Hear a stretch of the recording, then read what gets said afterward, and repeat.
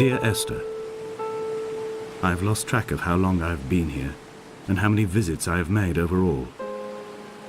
Certainly the landmarks are now so familiar to me that I have to remind myself to actually see the forms and shapes in front of me. I could stumble blind across these rocks, the edges of these precipices, without fear of missing my step and plummeting down to sea. Besides, I have always considered that if one is to fall, it is critical to keep one's eyes firmly open.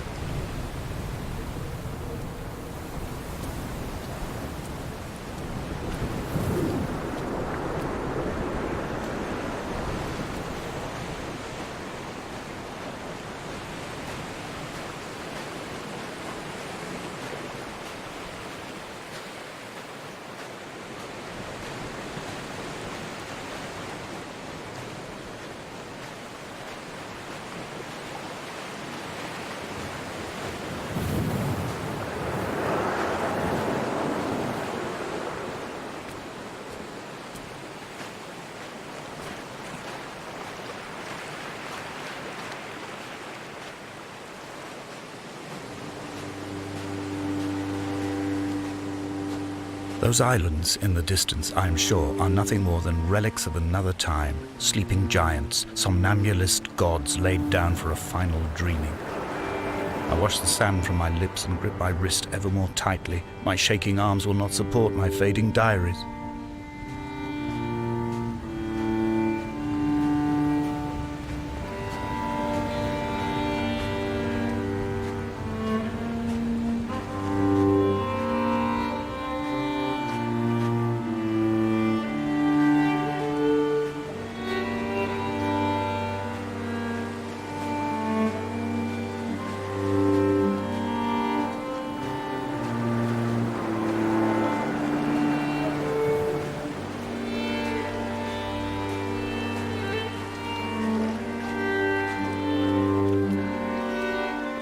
Dear Esther, I found myself to be as featureless as this ocean, as shallow and unoccupied as this bay, a listless wreck without identification. My rocks are these bones, and a careful fence to keep the precipice at bay. Shot through me caves, my forehead a mount. This aerial will transmit into me so. All overexposed, the nervous system, where Donnelly's boots and yours and mine still trample. I will carry a torch for you. I will leave it at the foot of my headstone. You will need it for the tunnels that carry me under.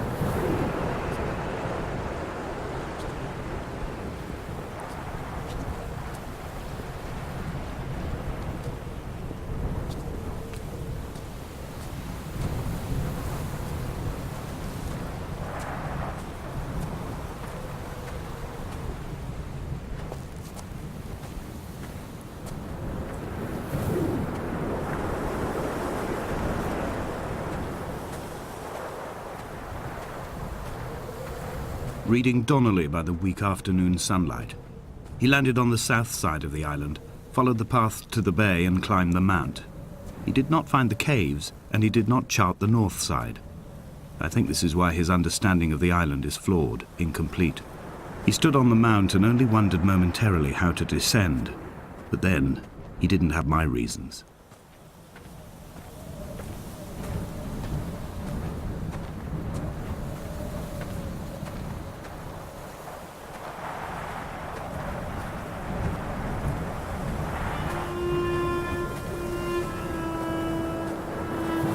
When someone had died or was dying, or was so ill they gave up what little hope they could sacrifice, they cut parallel lines into the cliff, exposing the white chalk beneath.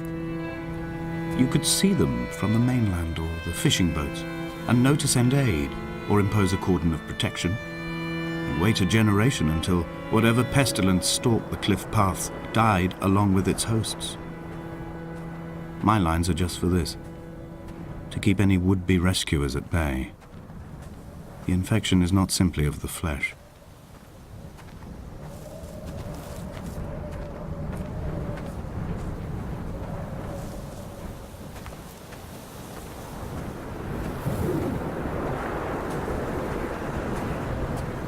They were God-fearing people, those shepherds. There was no love in the relationship. Donnelly tells me that they had one Bible that was passed around in strict rotation. It was stolen by a visiting monk in 1776, 2 years before the island was abandoned altogether. In the interim, I wonder, did they assign chapter and verse to the stones and grasses, marking the geography with a superimposed significance that they could actually walk the Bible and inhabit its contradictions?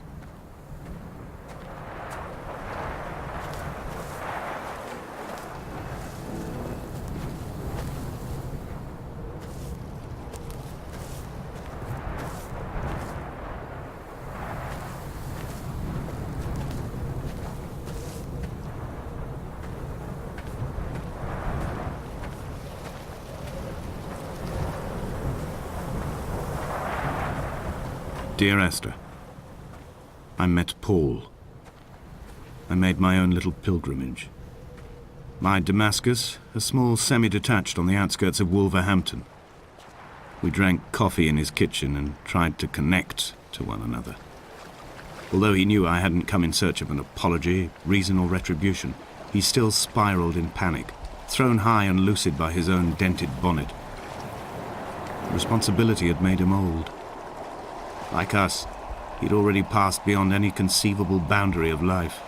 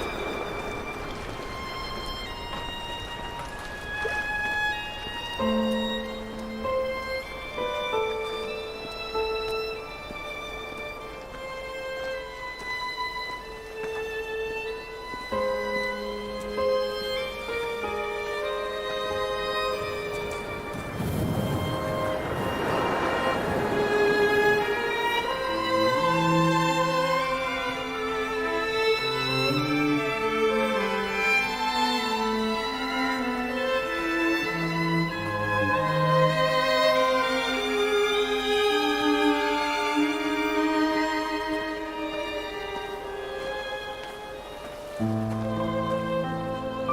dreamt I stood in the center of the sun, and the solar radiation cooked my heart from the inside. My teeth will curl and my fingernails fall off into my pockets like loose change. If I could stomach, I'd eat, but all I seem capable of is salt water.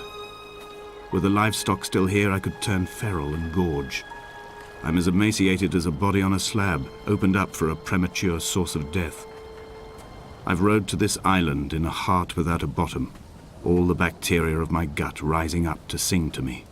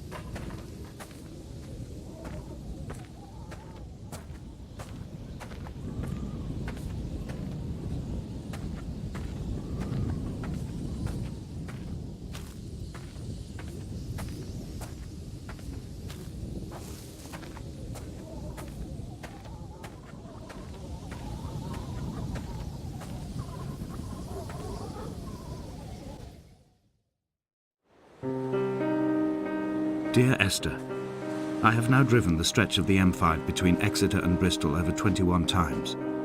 But although I have all the reports and all the witnesses, and have cross-referenced them within a millimetre using my Ordnance Survey maps, I simply cannot find the location.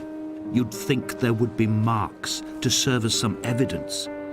It's somewhere between the turn-off for Sanford and the welcome brake services, but although I can always see it in my rear-view mirror, I have as yet been unable to pull ashore.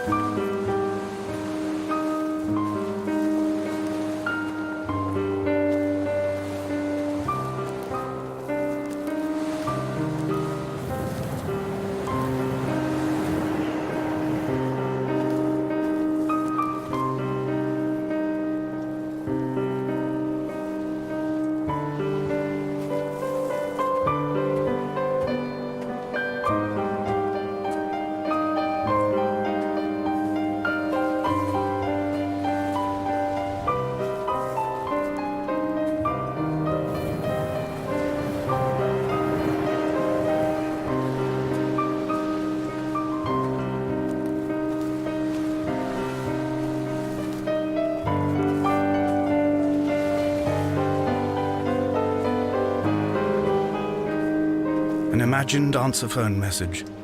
The tires are flat, the wheel spins loosely, and the brake fluid has run like ink over this map, staining the landmarks and rendering the coastline mute, compromised.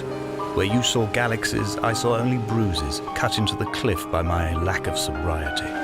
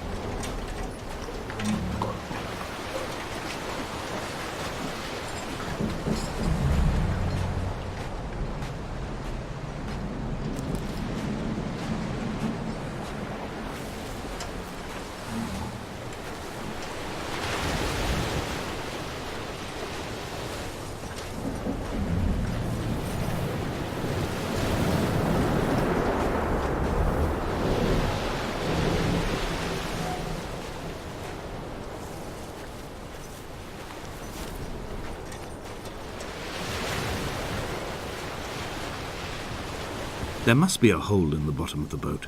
How else could new hermits have arrived?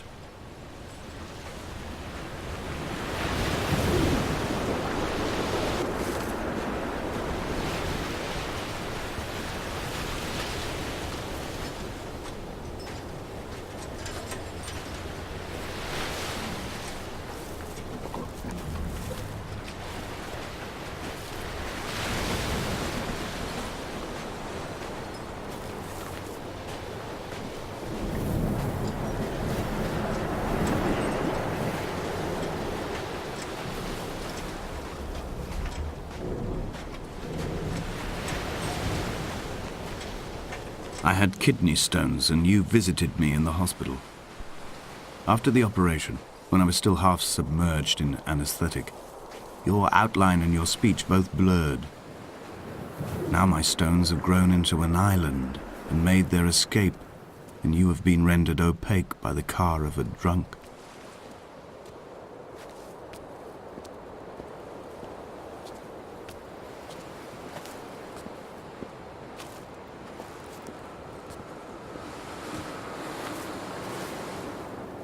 What charnel house lies at the foot of this abyss?